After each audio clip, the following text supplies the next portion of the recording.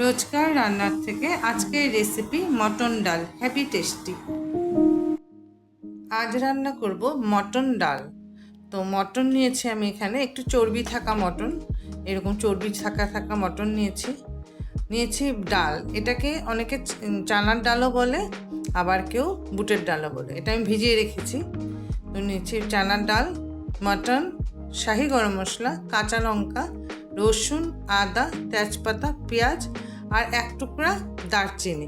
এই দারচিনিটা আমি ডালে দিব আর একটা তেজপাতা দিব। দিয়ে আমি ডালটাকে একদম সুসিদ্ধ করব, গলাবো না, কিন্তু একদম সুসিদ্ধ করব। তারপরে আমি রান্নাটা শুরু করব। কড়াইটা গরম হয়ে গেছে, এখন আমি তাতে দিয়ে দিব তেল। মোটামুটি ধরো 4-5 চামচ তেল দিয়ে দিলাম, কারণ ডালে যতই তেল দেওয়া হয় কিন্তু বোঝা যায় না, এই জন্য 4-5 চামচ দিলেই হবে। তাতে আমি দিয়ে দিলাম 2টা এলাচ, একটু সে ভেঙে এলাচ 2টা দিয়ে দিলাম। দিব 2টা তেজপাতা আর দিয়ে দিব কয়েকটা গোলমরিচ। এগুলো আমি ফোড়নে দিয়ে দিলাম, এই যে কয়েকটা গোলমরিচ দিয়ে দিলাম।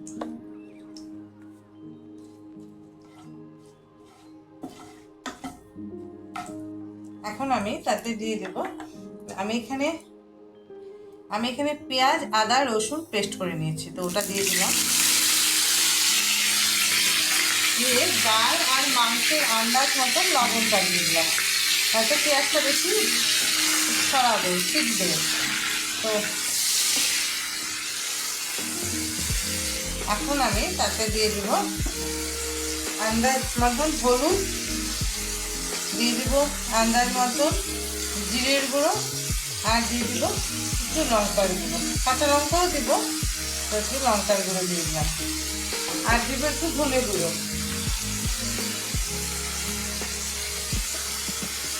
আর আধা চামচ ধনে গুঁড়ো, আর দিয়ে দিব আধা চামচ শাহি গরম মশলা। দিয়ে আমি মাংসটাকে ভালো করে একদম ভাজা ভাজা করবো না, একটু সাঁতলানো হলেই আমি মাংসটা দিয়ে দেবো।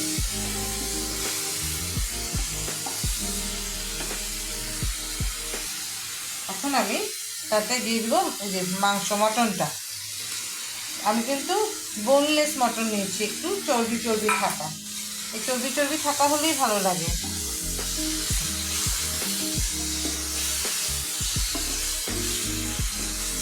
এখন আমি এটাকে মিডিয়াম আঁচে একটু মাংসটা সিদ্ধ হতে দিই। মোটামুটি মিডিয়াম আঁচে আমি ঢাকা দিয়ে রেখে দিই 2-3 মিনিট, তারপর আবার খুলে দেখাবো।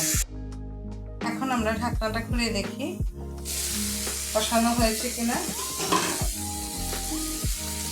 যে আমাদের মাংসটা কষানো হয়ে গেছে, মশলা থেকে তেল ছেড়ে দিচ্ছে।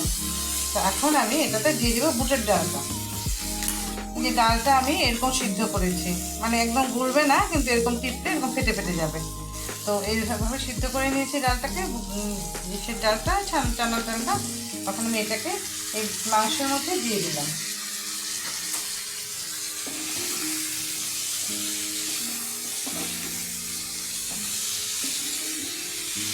দিয়ে ভালো করে এটাকে ভালো করে সাঁতলে আর একটু ঢাকা দিয়ে রাখবো, কারণ ডালটার মধ্যেও ভালো করে মশলাটা ঢুকে যায়।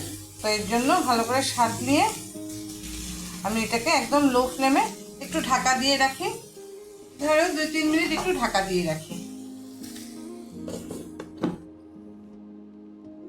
এখন ঢাকনাটা খুলে এখন জল দিয়ে দেব।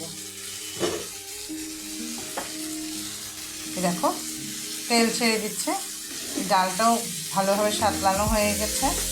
এখন আমি তাতে দিয়ে দিব জল আর কাঁচা লঙ্কা, দিয়ে মিডিয়াম আছে 10 মিনিটের মতন আমি এটাকে হতে দেব।